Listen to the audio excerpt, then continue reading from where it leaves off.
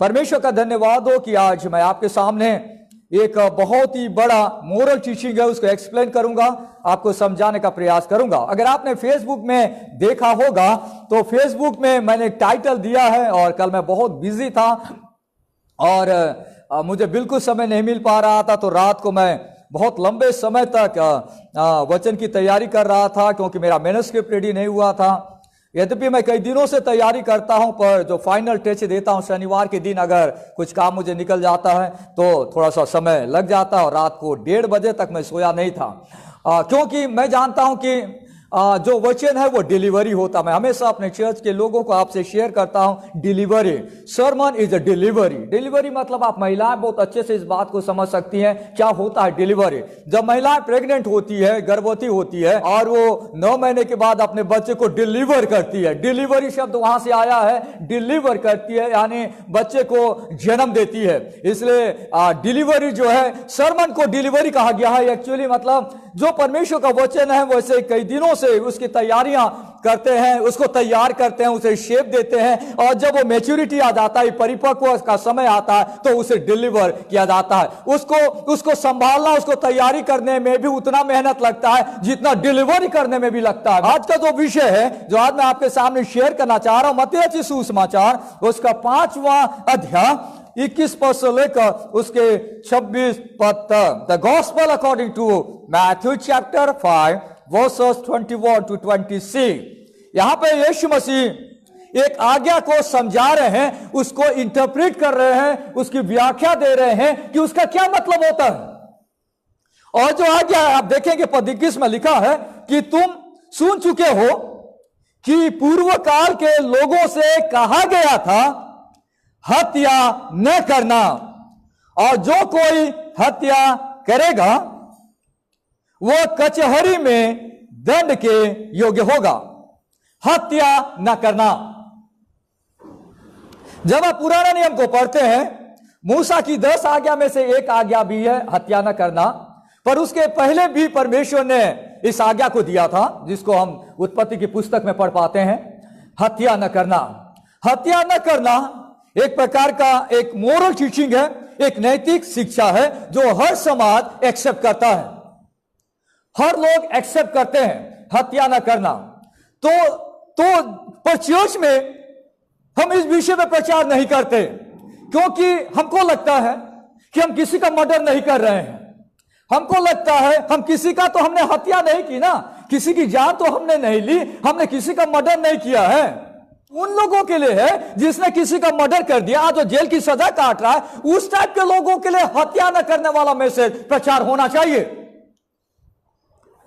यीशु मसीह के समय में जो फरीसी थे, यीशु मसीह के समय में जो धर्म के गुरु थे, यीशु के समय में जो सदुकी थे, यीशु के समय में जो इस्राएली थे, वे ये समझा करते थे कि मूसा की व्यवस्था में, पुराने नियम में ये जो लॉ है, ये जो व्यवस्था दी गई है कि तू खून न करना या तू हत्या न करना, वो हम पे लागू नहीं होता क्योंकि हम तो धर्म गुरु, हम लोगों को सिखाते, मैंने तो किसी का मर्डर नहीं किया, इसलिए मेरा परमेश्वर के साथ राइचस लिविंग चल रहा है, इसलिए मेरा परमेश्वर के साथ सही रिलेशनशिप मूवमेंट कर रहा है।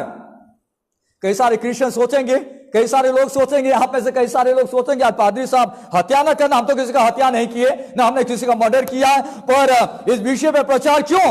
जब आप बाइबल के कोई भी पैसेज को पढ़ते हैं और जब उसको एक्सप्लेन करते हैं तो हर पार्ट में एक बिग आइडिया कहा जाता है, जिसे बिग आइडिया का मतलब होता है वहां कुछ ना कुछ शिक्षा होती है जिसे हमें खोज कर, मेहनत कर उसे समझना बहुत जरूरी है।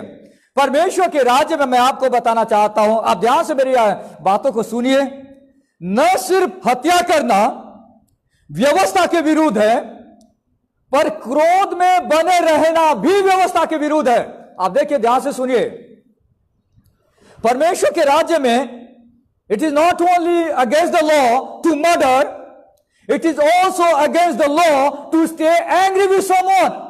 देखिए मैं आपको समझाऊंगा, यानी सिर्फ हत्या करना परमेश्वर के वचन के विरुद्ध में नहीं है, हमें अपने भाइयों से क्रोध में बने रहना या गुस्से में बने रहना भी व्यवस्था की आज्ञा को तोड़ देना है। जिस चीज को यहां पे यीशु मसीह समझाने का प्रयास कर रहे हैं, कई सारे पुराने नियम की आज्ञा को फरीसियों ने गलत व्याख्या कर रखी थी। आदमी कई सारे प्रचारक हैं, इसलिए तो आज इतने सारे कल्ट टीचिंग फैल रहे हैं, इतने सारी गलत शिक्षा फैल रही है, क्योंकि बाइबल के वचनों को लोग अलग तरीके से लोगों को समझा रहे हैं। आज की समस्या नहीं है, ये आज का प्रॉब्लम नहीं है, ये 4th सेंचुरी से और उसके पहले से ये समस्या चली आ रही है। जो फरीसी लोग थे, वे बाइबल में लिखा है कि परमेश्वर की आज्ञा को बड़ी ध्यान से सुना करते थे, और जितना नहीं बताया गया उससे भी ज्यादा स्ट्रिक्टली वे उसे फॉलो किया करते थे। पर वे सिर्फ व्यवस्था के जो अक्षर है उस अक्षर को पढ़ते थे, पर व्यवस्था का आशय को समझ नहीं पाए। आप देखिए दोनों शब्द को आप ध्यान से सुनिए। They were reading the letter of the law, but they didn't understand the intent of the law, intention of the law, यानी the spirit of the law. जो शब्द लिखे गए उसको तो पढ़ रहा है, पर ये जो लिखा गया है उसके पीछे परमेश्वर की मनसा क्या थी वो चीज मिस हो गया। कई बार हम किसी व्यक्ति को आज्ञा बताते हैं, अरे यार उसने हमें आज्ञा दी है, हमें माननी चाहिए, पर उस आज्ञा को देने के पीछे सामने वाला की मनसा क्या थी, क्या बताना चाह रहा था, कि इस मन से उसने तुमको ये आज्ञा दी थी, वो चीज मिसिंग हो रहा है यहां पे। इसलिए यीशु मसीह लोगों को समझा रहे हैं, हत्या न करना जब परमेश्वर ने कहा तो उसका मतलब क्या है। इसलिए आप देखिए उसके पहले ही यीशु मसीह लोगों से कह रहे हैं, मत्ती रचित सुसमाचार 5वां अध्याय 21 से 1 पद ऊपर में 20 पद में लिखता है, क्योंकि मैं तुमसे कहता हूं यदि तुम्हारी धार्मिकता शास्त्रियों फरीसियों की धार्मिकता से बढ़कर न हो तो तुम स्वर्ग के राज्य में कभी प्रवेश करने ना पाओगे। अगर मैं और आप ऐसा सोचेंगे तो इस फरीसी लोग कई ज्यादा धर्मी इंसान थे, वे अपने कमाई का 10वां हिस्सा देते थे, और भी दुनिया भर के बाइबल मैंने आपको बताया कि मूसा की व्यवस्था में इस्राएलियों को 613 कमांडमेंट दिए गए हैं, और वहां पे वे आज्ञा को माना करते थे। और इसलिए ये जो फरीसी लोग थे, बात ये थी कि वे बाहरी दिखावटीपन में वे ज्यादा विश्वास करते थे बजाय अंदरूनी आज्ञाकारिता, यानी परमेश्वर की आज्ञा को बाहर से लोगों के सामने दिखाने के लिए कि वे कितने धर्मी लोग हैं, उस चीज को वे क्या करते थे, पर मन से नहीं करते थे। आज कई सारे लोग दिखाने के लिए लोगों के सामने, मैं बहुत धर्मी इंसान हूं, मैं बहुत अच्छा इंसान हूं, दिखाने के लिए कि लोग कहें, पर मन से वे परमेश्वर के लिए नहीं करते। इसलिए यीशु मसीह उन्हें समझाने का प्रयास कर रहे हैं, और यहां पे यीशु मसीह अपने चेलों से बताना चाह रहे हैं कि वे जो लोग थे मूसा की व्यवस्था की, यानी फरीसी जो लोग थे, ये जो एक्सटर्नल रिक्वायरमेंट थे उसको पालन क्या कर रहे थे, जो बाहरी जो आज्ञाएं थी परमेश्वर ने उन्हें दिया था उसको मान रहे थे, पर वे उन आज्ञाओं को अपने दिल में राज करने का अवसर नहीं दे रहे थे कि वो आज्ञा उनके विचारों को कंट्रोल करें, वो आज्ञा उनके मोटिव को कंट्रोल करें, वो आज्ञा उनके एटीट्यूड को कंट्रोल करें। वो चीज में मिसिंग हो रहा था। कई सारे लोग परमेश्वर की आज्ञाओं को, क्योंकि वो रिक्वायरमेंट है, हम क्रिश्चियन बनेंगे तो हमें ये करना है या वो करना है, जैसे हम क्रिश्चियन बने हैं तो हमें चर्च जाना है, क्रिश्चियन बने हैं तो हमें ये करना है या हमें ये करना है, इसलिए कि वो आज्ञा है बाहर से, इसलिए पास्टर को खुश करने के लिए या लोगों को खुश करने के लिए या लोगों को बताने के लिए भी करते, पर ऐसा नहीं होना चाहिए। होना चाहिए कि दिल से परमेश्वर मुझसे बातचीत कर रहा है, इसलिए मैं उस आज्ञा को प्रभु के सामने मान रहा हूं। यह बड़ा चीज है। यहां पे फरीसी पॉइंट को मिस कर रहे थे। इससे यीशु मसीह उन्हें समझा रहे हैं कि जो आशय था व्यवस्था देने का, और यहां पे आइए, अभी मेन पॉइंट में आइए, मेरे पास थोड़ा सा समय है, मैं आपको समझाऊंगा। यीशु मसीह यहां पे कह रहे हैं कि आज का जो मेन चीज है जो आज मैं आपको समझाना चाह रहा हूं वो है कि क्रोध को वश में रखें, जिससे कि हम पर दंड न आए, और मेल मिलाप करें उनसे जो हमसे दूर हैं। फिर से ध्यान से सुनिए, आज का जो मेन मैसेज मैं आपके सामने लेकर आ रहा हूं, 21 से लेकर 26 पद का जो सार है वो मैं 3 लाइन में आपको समझा रहा हूं। वो ये है, नंबर 1, क्रोध को वश में रखें जिससे कि हम पर दंड न आए, और मेल मिलाप करें उनसे जो हमसे दूर हैं। आइए सबसे पहली बात को समझने का प्रयास करें।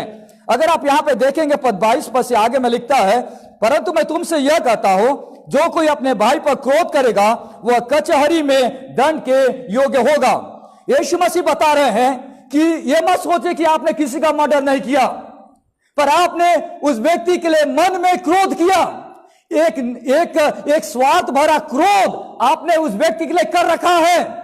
आपके अंदर में, उस व्यक्ति के अंदर में ये गुस्सा है। यानी गुस्सा इस बात को साबित कर रहा है कि आप परमेश्वर की आज्ञा के विरुद्ध में जा रहे हैं। कई सारे लोग गुस्सा इसलिए करते हैं कि सामने वाले को नीचा दिखाएं। पर मैं गुस्सा कभी किसी व्यक्ति से कर रहा हूं, मैं इसलिए गुस्सा कर रहा हूं कि मैं सामने वाले को बिल्डअप होते देखो, सामने वाले को मजबूत होता देखो, सामने वाले के जीवन में आशीष को आता देखो। जैसे मां बाप कई बार अपने बच्चे पे क्रोध होते हैं ये सोचकर कि वो बच्चा सही इंसान बने।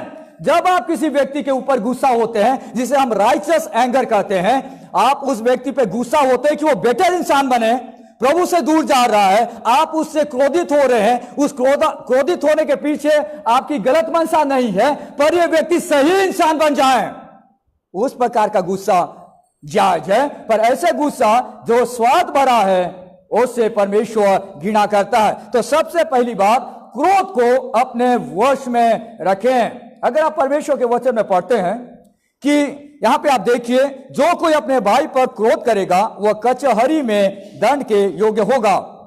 न सिर्फ वो मर्डर करेगा पर क्रोध करेगा। क्यों इस शब्द को यहां पे मर्डर और क्रोध को दोनों साथ में रखा गया है? आप जानते हैं कि मर्डर कौन करता है? जो इंसान गुस्से से पागल हो जाता है, जो उस व्यक्ति के अंदर में खून में गुस्सा दौड़ रहा है, कि इस व्यक्ति के दिल में पागल हो गया है कि मतलब गुस्से के मारे, क्रोध के मारे, जब तक मैं इसका मर्डर ना कर लो, चाहे मुझे जेल भी जाना पड़े, मैं चुपचाप, क्रोध में पागल हो जाता है। इसलिए मर्डर और क्रोध दोनों साथ साथ में चलते हैं। इसलिए यीशु मसीह समझा रहे हैं। कई सालों सोचते मैं मर्डर नहीं कर रहा भाई, लेकिन आप मर्डर नहीं कर रहे, पर उस क्रोध को आप अपने दिल के अंदर में पाल के रख रहे हैं किसी व्यक्ति के लिए, कि उसके जीवन में जो है इस प्रकार की बातें घटे जिससे आप खुश हो जाएं।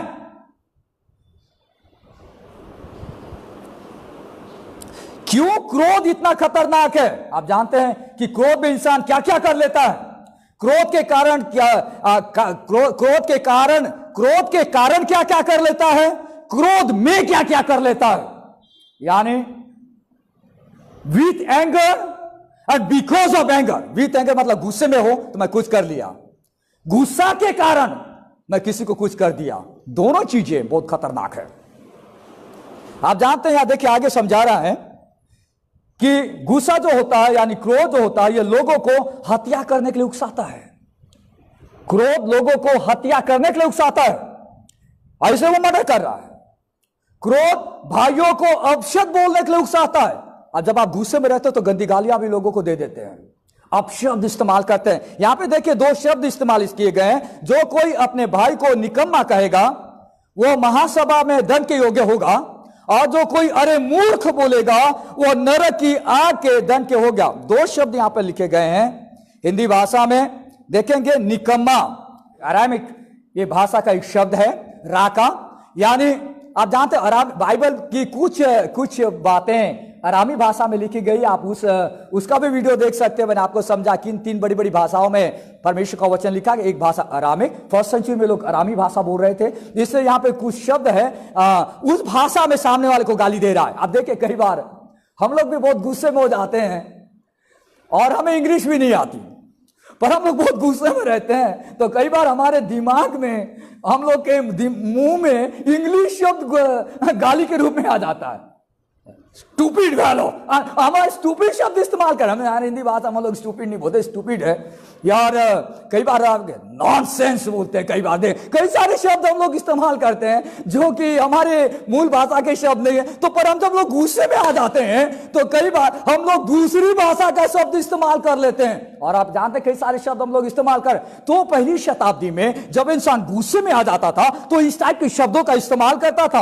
और यहाँ पे एक शब्द है, उसे यहाँ पे जो शब्द इस्तेमाल उकसा रहा है, वहां पे एक शब्द यहाँ पे लिखा गया है जिसको राका शब्द कहा गया है। राका जो है मेनली लोगों को ये जो शब्द है एक प्रकार से गाली देना और एक प्रकार से लोगों को नीचा दिखाना, उस टाइप का एक शब्द है। या दूसरे शब्दों में यह बताएं कि ये लोगों के जो उनका जो बुद्धि है उस पर हम अटैक कर रहे हैं और हम लोगों को बोल रहे हैं कि तू एक प्रकार से यूज लेके, तेरे पास कोई बुद्धि नहीं है, तू कोई काम का नहीं। यानी हम ये बोल रहे हैं इंटेलेक्चुअली कि तू कोई काम का नहीं है।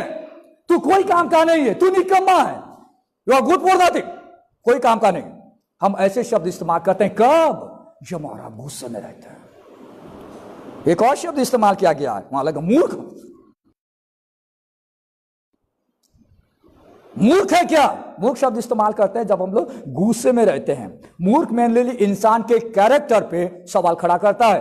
बाइबल के अर्थों में मूर्ख जो शब्द है, अगर हम उस मूर्ख के शब्द को हम लोग समझें तो एक प्रकार से ये जो एक्चुअली में जो अर्थ मैं आपको समझा रहा हूं, क्योंकि शब्द के मीनिंग चेंज हो गए हैं। आज जिस शब्द को हम लोग इस्तेमाल करते हैं और हम लोग कई सारे शब्द हम अपने कल्चर में उस शब्द को समझने का प्रयास करते हैं कि हमारे कल्चर में मूर्ख शब्द का मतलब क्या है। पर मैं आपको ओरिजिनल कल्चर में बैक ले जाता हूं, समझाने का प्रयास करता हूं कि हमको सही अर्थ समझ में आए। जब वे लोग किसी व्यक्ति को मूर्ख बोला करते थे तो इसका मतलब वे ये कर रहे थे, एक प्रकार से ये जो शब्द है वे एक प्रकार से कि हम लोगों को ये विश कर रहे हैं कि हम चाह रहे हैं कि तू मर जा, यानी एक प्रकार से अच्छा होता कि तू मर जाता। यानी हम उस व्यक्ति का जो कैरेक्टर, देखिए कई बार क्या होता है, मैं आपको इस शब्द को आम भाषा में समझाऊंगा। कई बार कोई इंसान गलत काम करता है, आप देखिए बीच में टीवी मीडिया में आपने देखा कहीं पे गैंगरेप हो गया, कुछ हो गया, या किसी ने किसी को आतंकवादी घोषित कर दिया तो उसकी मां वहां पे रोती रहती है जिसके बच्चे ने गलत काम किया है, और वो बोलते रहती है, गुआ लगाती रहती है, तुम उसको फांसी लगा दो, मर जाए हमारा बच्चा तो ही ठीक मन को सुकून मिलेगा। क्यों? क्योंकि उसका कैरेक्टर इतना बदतर हो गया है और उस टाइप के शब्दों को इस्तेमाल किया जाता है। तो कई बार हो सकता है कि हम कुछ ऐसे शब्द इस्तेमाल करते होंगे जब हम बहुत गुस्से में रहते हैं। बाइबल कहती है कि गुस्से को वश में करें, क्योंकि गुस्से से कई सारे अपशब्द भी निकलते हैं। क्यों? क्रोध के वश में रखें। नंबर 2 कि हम पर दंड ना आए, दंड ना आए। देखिए जो क्रोध करेगा उस पर दंड आएगा। आगे लिखता है कि जो अपने भाई को क्रोध करेगा वह कचहरी में दंड के योग्य होगा और महासभा में दंड के, कचहरी यानी कोर्ट। अगर कोई इंसान किसी के साथ झगड़ा हुआ गुस्से में, तो वो पुलिस थाना चला जाएगा, या आप पुलिस थाना में चले जाएंगे, गुस्से में आपने कर दिया, फिर वो केस जाएगा कोर्ट में वो मैटर सॉल्व होगा, लंबी चौड़ी प्रक्रिया होगी और गुस्से में आप ये सारी चीजों को करेंगे और आपको दंड मिलेगा अगर कोर्ट ने आपको गलत साबित कर दिया। और आजकल जानते हैं कि कई सारे कोर्ट में कई सारे लोगों को इनजस्टिस हो जाता है, जस्टिस नहीं मिल पाता, जो अच्छा इंसान है उसको ही दोषी करार हो जाता है और कई सारी बातें, और उल्टा हो जाता है। आप बोल रहे हैं कि भैया मैंने गलत काम नहीं किया, पर उस आदमी तो सामने वाले को खरीद लिया, सामने वाले को उसने पैसे से खरीद लिया है और उसने कई प्रशासन को खरीद लिया है, न्याय सुनाने वाले को खरीद लिया है। आपके पास तो लाखों रुपया नहीं कि आप न्याय को बदल दे। इसलिए आपको क्या करना है, इन चीजों से पहले से सावधानी बरतना है और दूरी बना के रखना है, जिससे आप उनसे बच पाए। यीशु मसीह यहां पे समझा रहे हैं कि वश में रखे कि हम पर दंड ना आए। एक तो दंड होता है जो कोर्ट डिसाइड करता है, और दूसरा एक दंड होता है जो परमेश्वर की ओर से मिलता है। लिखता है कि वो महासभा में दंड के योग्य होगा, और जो कोई मूर्ख करेगा वो नरक की आग में दंड के योग्य होगा। मूर्ख कहना इस बात को दर्शाता है कि आप पाप से मन नहीं फिराना चाहते, आप जिंदगी उसी में जीना चाहते हैं। जो ये सोच के रखा है मुझे बदलना नहीं है, उसके लिए दुनिया कुछ नहीं कर सकता, ना कोई पास्टर कुछ कर सकता है। वो मन में ठान लिया कि मुझे ऐसा ही जीना है, मुझे ऐसा ही मरना है, मुझे इसी पाप में ही मरना है, उसके लिए कोई उपाय नहीं है। पर अगर वो सुधर गया तो परमेश्वर का धन्यवाद, नहीं सुधरा वो तो नरक में आग की झील में तो जाएगा ही जाएगा, उसका कोई दूसरा उपाय भी नहीं है। इसलिए परमेश्वर का दंड हम पर न आए, और यहां पर लिखता है कि इसलिए उस समय बचने की आवश्यकता है। इसलिए तीसरी इंपॉर्टेंट चीज जो हमें समझना वो ये है, पहली बात मैंने आपको कहा क्रोध को वश में रखें, दूसरी बात कि हम पर दंड न आए और मेल मिलाप करें उनसे जो हमसे दूर है। आगे आप देखेंगे 23 में आगे में समझा है, इसलिए यदि तो अपनी भेंट वेदी पर लाएं और वहां तो स्मरण करें कि मेरे भाई के मन में मेरी ओर से कुछ विरोध है, तो अपनी भेंट वही वेदी के सामने छोड़ दे और जाकर पहले अपने भाई से मेल मिलाप कर, तब आकर अपनी भेंट चढ़ा। बता रहे हैं कि परमेश्वर बिना मेल मिलाप की आराधना एक्सेप्ट नहीं करता।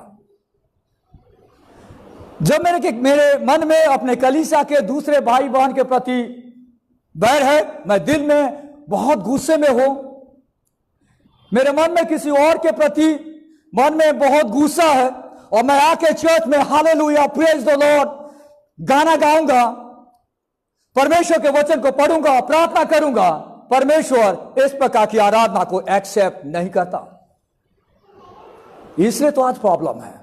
आज कलीसिया में क्यों इतने सारे प्रॉब्लम है? क्योंकि अंदर में ही मेल मिलाप नहीं है। पर गाना में म्यूजिक, चर्च में म्यूजिक बहुत बढ़िया बज रहा है। चर्च में उन्होंने महंगे से महंगे म्यूजिक खरीद कर रखे हैं, लाखों रुपए के म्यूजिक इंस्ट्रूमेंट है, वैरायटी के म्यूजिक इंस्ट्रूमेंट हैं, मस्त गाना गा रहे हैं, मस्त हालेलुया प्रेज द लॉर्ड कर रहे हैं। पर मेरे बगल के एक कुर्सी बाद वाला इंसान से मैं हाथ नहीं मिलाता, मैं हाथ नहीं मिलाता उससे। यीशु मसीह बता रहे हैं उस गुस्सा का कोई फायदा नहीं, क्योंकि वो गुस्सा मुझे परमेश्वर की आराधना मन से करने में रुकावट पैदा कर रही है। यहां तक कि यहां पे बताया गया, यहां तक कि कोई भेंट भी लेकर आ जाए, बहुत बड़ा अमाउंट परमेश्वर के लिए अर्पित कर दे, दिखाने के लिए, जैसे फरीसी लोग जैसे किया करते थे कि मैं इतना सारा दिया कि लोग उनकी वाह वाह करे, तारीफ करे। कई जगहों में होता कि लोग उनके बारे में बड़ा चढ़ा करके लोगों को बताएं, क्योंकि उसने ये किया वो किया, दुनिया भर की चीजें लोगों को बताएं। और इस प्रकार का एक्सपेक्टेशन करना अच्छी बात नहीं है। बाइबल में लिखा है कि अगर तुझे वहां पर याद आ जाए कि मेरे रिश्तेदार से, मेरे चर्च के दूसरे भाई और बहन से पिछले 2 दिन से, पिछले 1 हफ्ते से, पिछले 1 साल से, मेरे चर्च के दूसरे गुट से मेरा सही तालमेल नहीं है, पर मैं वहीं उसको वहां छोड़ दे और वापस उस व्यक्ति से जा और पहले मेल मिलाप कर ले और फिर परमेश्वर के पास आ। और जो भी अमाउंट है, जो भी चीज है, बड़ा है छोटा है, डजंट मैटर, जो भी दिल से दे रहा है। बात यहां पर आ रही है, बी रिकंसाइल, मेल मिलाप कर उससे जो तुझसे दूर है। यानी क्रोध और गुस्सा हम इंसान के बीच में एक दूरी ले आता है। हम बहुत लंबी दूरी में चले जाते हैं, क्योंकि दूरी होने के कारण में मैं सोच रहा हूं कि मैं परमेश्वर की आराधना कर रहा हूं, पर मैंने अपने भाई से मैंने लंबी दूरी बना के रखी है। वो लंबी दूरी परमेश्वर को पसंद नहीं है। कई सारे लोग हमेशा कहते हैं कि अपने चर्च में आने के बाद लोगों को लगता है कि हम एक फैमिली फीलिंग को अनुभव करते हैं। और मैं हमेशा चाहता हूं कि मेरे चर्च में वो फीलिंग हमेशा बना रहे कि हर व्यक्ति को लगे कि हम एक ही परिवार के लोग हैं और हम मिलकर परमेश्वर के लिए काम करते हैं, बजाय कई जगहों में लोग दूरियां बना के या डिस्टेंस बना के और अपने स्टेटस के बराबर के लोगों के साथ लोग रिलेशनशिप करते हैं। पर परमेश्वर पसंद नहीं करता। परमेश्वर उस टाइप के रिलेशनशिप को, उस टाइप के वर्शिप को, वो हो सकता है बहुत अच्छा सिंगर हो, बहुत अच्छा गायक हो, बहुत अच्छा म्यूजिक बजाता हो, या उस चर्च की बहुत बड़ी गैदरिंग भी हो सकती है, 1000 लोग उस चर्च में इकट्ठे भी हो सकते हैं, पर दैट इज यूजलेस, क्योंकि उस चर्च के लोगों के या लोगों के मन में एक दूसरे के प्रति मेल मिलाप नहीं है और वो लोगों को नहीं दिखा रहे। पर परमेश्वर बता रहे कि बाहर से तो चर्च आने की आज्ञा का पालन कर रहे हैं, पर अंदर से जो मीनिंग, जो इंटेंट है, जो पर्पस है, जो आशय है, जो अभिप्राय यीशु मसीह ने चर्च के लिए सिखाया है, that is the missing point. वो मिस हो जा रहा है, वो मिस हो जा रहा है। इसलिए उस आराधना को परमेश्वर कदापि एक्सेप्ट नहीं करेगा और परमेश्वर खुश नहीं होगा। परमेश्वर का धन्यवाद हो। और बाइबल में लिखता है कि ऐसी चीजों में हमें देरी नहीं करनी चाहिए। वहां पर लिखता है पद 25 में, जब तू अपने मुद्दे के साथ मार्गी में हो तो उसे झटपट मेल मिलाप कर ले, झटपट मेल मिलाप कर ले, झटपट मेल मिलाप कर ले। कहीं ऐसा ना हो कि मुद्दे तुझे हाकिम को सौंपे और हाकिम तुझे सिपाही को सौंप दे और तू बंदीगी में डाल दिया जाए। मैं तुझसे सच कहता हूं कि जब तक तू कौड़ी कौड़ी भर ना दे तब तक वहां से छूटने के बाद जितना जल्दी हो सके इंसान को मेल मिलाप का स्पिरिट, मेल मिलाप की भावना इंसान के अंदर में रखनी चाहिए। क्रोध को वश में रखें कि हम पर दंड न आए और मेल मिलाप करें उनसे जो हमसे दूर है। सुंदर परमेश्वर का वचन यीशु मसीह पहली शताब्दी के लोगों को समझा रहा है कि मर्डर न करो।